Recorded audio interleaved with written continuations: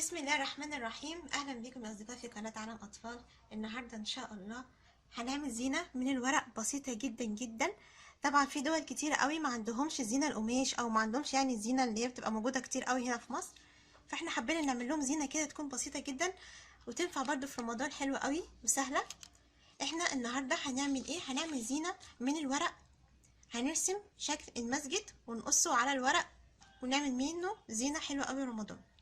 احنا هنرسم اول حاجه المسجد بتاعنا. طبعا انا اسطمبة المسجد انا جبتها من على النت. طبعا اي رسمه مسجد تكون سهله بالنسبه لكم ترسموها. انا هنا مخططاها بالقلم الرصاص، هوريكم ازاي ممكن نرسمها بطريقه سهله قوي. احنا بنعمل الجنب كده، نبدا نرسم خط طولي اهو، نرسم البوابه بتاعه المسجد طبعا شكل اسلامي يعني اهو كده. هنبدأ هنا نعمل ايه؟ المنبر بتاع المسجد، المأذنة بتاعتنا. هنطلع كده نعمل جزء كده ونطلع. طبعا المأذنة دايما بيبقى فيها زي جزئين كده، اللي هو زي نظام بلكونة كده، المنبر اللي بيأذن عليه المؤذن اهو الشكل ده كده. برضو الناحية التانية. بعد كده ننزل ونطلع على القبة بتاعة المسجد. القبة طبعا بتاعتنا مدورة اهو كده. احنا قبل كده كنا عاملين مسجد عملناه بالكرتون بطريقة سهلة قوي. لو حد عايز يعمل مسجد بالكرتون يشوف الفيديو اللي احنا عملناه. برضو هنرسم نفس الشكل على المأذنة اهو كده. بجد رسمة المسجد دي سهلة قوي، ياريت تعملوها. ادي رسمة المسجد بتاعنا. طبعا احنا هنقص الشكل ده، بعد ما نقص الشكل ده هيبقى بالمنظر ده. ادي رسمة المسجد بتاعتنا بعد ما قصيناها اهو في المنظر ده. هنجيب بقى ايه؟ الورق الملون بتاعنا، اي ورق ملون عندكم. ادي الورقه، ادي لون الموف بتاعي اللي انا اخترته اهو. هجيب الورقه بتاعتي واتنيها ازاي؟ زي ما انتم شايفين ادي الورقه، هتنيها من النص بالمنظر ده، وهتنيها واحد وهتنيها اتنين ماشي. وهاجي عند الجزء بتاعي اللي هو بيبقى مفتوح من تحت ده، هبدا ارسم رسمه المسجد بتاعتي عليها. ادي الاسطمبه بتاعتي بعد ما قصيتها، هبدا ارسم المسجد بتاعي كده بالراحه كده بالقلم الرصاص. تستخدموها كده اهو كده بالراحه، ارسموها يعني ايه وانتوا ضاغطين على الاسطمبه بتاعتكم علشان تعرفوا ترسموا المسجد مظبوط اهو بالشكل ده كده. طبعا انا هرسم الجزء بتاعي ده كله. ادي رسمة المسجد بتاعتنا بعد ما عملناها او رسمناها على الورق الملون. هاجي عند الجزء هنا، بصوا عند الجزء ده طبعا ده مرتبط ببعضيه اهو كده.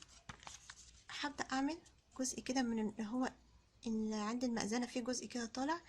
هبدأ امد خط كده ماشي.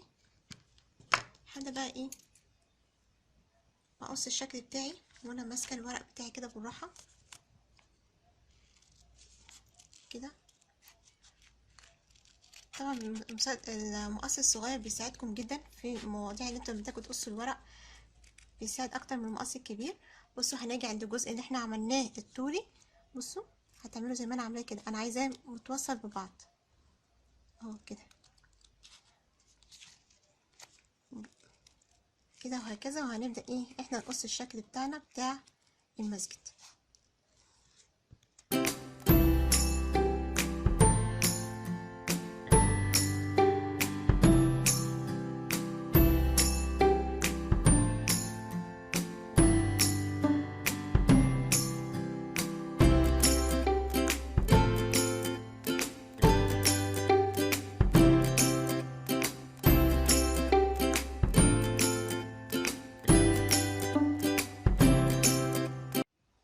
ادي المسجد بتاعنا بعد ما قصيناه، هنبدأ بقى نفتحه. بصوا هتلاقوا عشان الجزء اللي انا عاملاه ده هتبدأوا تلاقوا ايه، اننا هتلاقوا اتنين متوصلين ببعض بالمنظر ده اهو كده. وهتلاقوا برضو اهم اتنين برضو متوصلين ببعض اهو. وهتلاقوا اتنين لوحديهم. احنا هنلاقي الجزء ده معمول كده بالمنظر ده. احنا طبعا هنلزقه ببعضيه باستخدام اي لزقه عندكم، صبغه او اي حاجه. هبدا الزق الجزء بتاعي دوت هنا اهو، تحطوا نقطه بس كده، وهو الورق اصلا ده بيلزق بسرعه قوي، وهلزق عليه بالراحه الجزء ده على الطرف بتاعه اهو بالمنظر ده. احنا كده عندنا هيبقى عندنا 4 اجزاء. هبدا اعمل ايه؟ هجيب جزء من الورق اللي انا فرغت منه مثلا بشكل زي كده، هبدا اخد منه جزء كده مستطيل كده اهو، جزء مستطيل كده.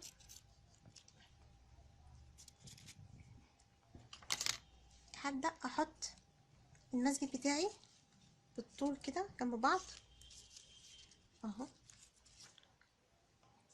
كده بالراحه. بصوا، وعند الجزء اللي احنا قلنا عليه عند المأذنة، مش الجزء الاول، الجزء التاني، تحطوا نقطة كده من الصبغ ونقطة هنا نحطها قصادها اهو برضو كده، ونحط الجزء بتاعنا اللي احنا قصيناه عليه بالراحة كده. طبعا الزيادة دي انا هقصها بس بحيث ان الجزء ده يبقى ايه صغير زي الجزء ده اهو. بعد ما لزقناه ببعضيه خليه كده على جنب، خليه ينشف. هوريكم بقى الاجزاء اللي انا عملتها اهي، طبعا باستخدام الورق الملون. بصوا عملت اهو، فكوها كده من بعض، هي بتتني معاكم بكل سهوله. بصوا ادي الاخضر بتاعنا، وادي الاصفر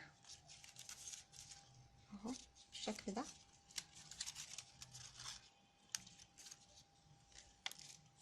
وادي اللون البرتقاني اهو.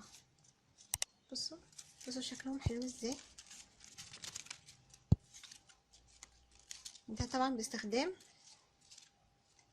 الورق الملون عملنا الاشكال الحلوه بتاعتنا دي اهي. بصوا طبعا تبقى طويله، هعلقها وهوريكم هي تبقى عامله ازاي. دلوقتي نبدا نلزق الجزء بتاعنا اللي احنا عملناه دلوقتي. هنيجي عند الطرف بتاع المسجد اهو دوت اللي احنا عملناه دلوقتي، هنيجي عند الطرف بتاعنا برضو نجيب جزء احنا قصيناه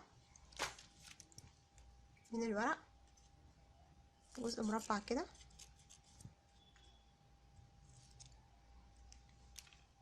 وهلزق المسجدين في بعض، البرتقاني